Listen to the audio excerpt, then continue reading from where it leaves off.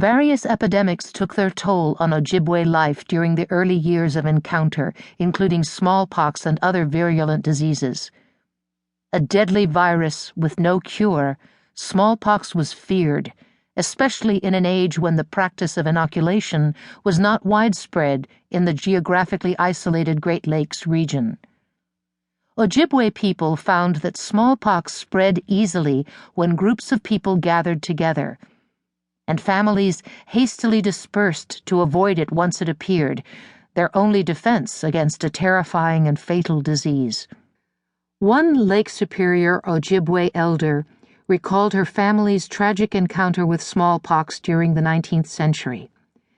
Madeline Cloud, or Nigana-Binasikwe, was raised by her grandfather, Mike Bayesha, who was a fur trader, and her grandmother, Ogigu.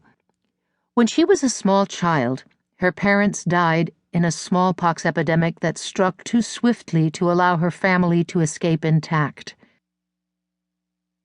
Cloud related her story in the 1930s to Marie Denemy, an Ojibwe writer for the WPA, who sketched out the following account.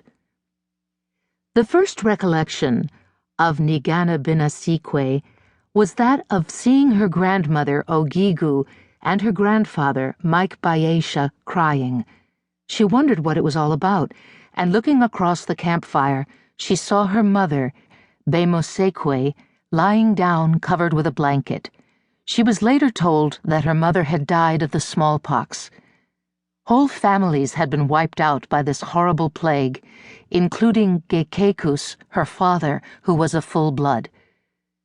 The Indians feared that the disease would exterminate all of them, and in panic fled for safety. Nigana-Binasikwe, with her parents and grandparents, were also in flight when the scourge overtook them. Fortunately, Madeline Cloud did not contract the disease and was left with devoted grandparents to care for her. She went on to have not only a happy childhood but a long life. Cloud attributed her survival to extended kin and community, saying she deeply loved her grandparents, who each provided for her in their own way, her grandfather by hunting and her grandmother by seasonally harvesting food. She emphasized the spirit of cooperation that existed in her childhood. It was the custom of the Indians to share with their neighbors the benefit of the hunt. They lived as one large family, sharing with each other whatever they had. The presence of Europeans and the formation of new economic relationships between indigenous people and their trading partners had already created profound social changes in places like Madeline Island and the surrounding Shawamagan area of Gitchigaming by the early 19th century.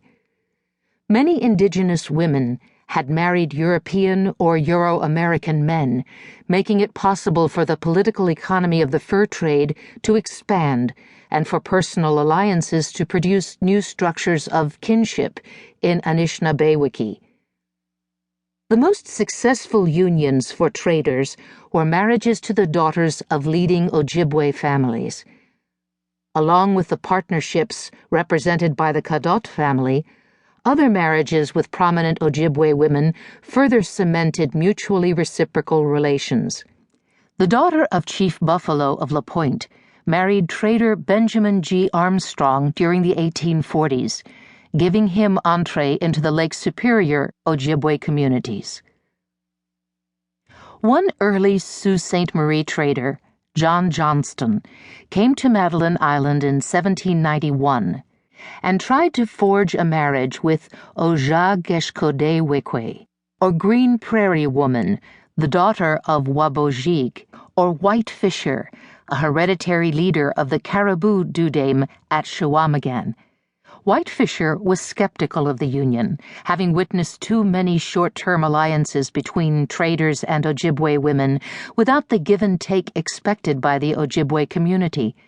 Johnston eventually did prove his steadiness to White Fisher and married Green Prairie Woman in 1792.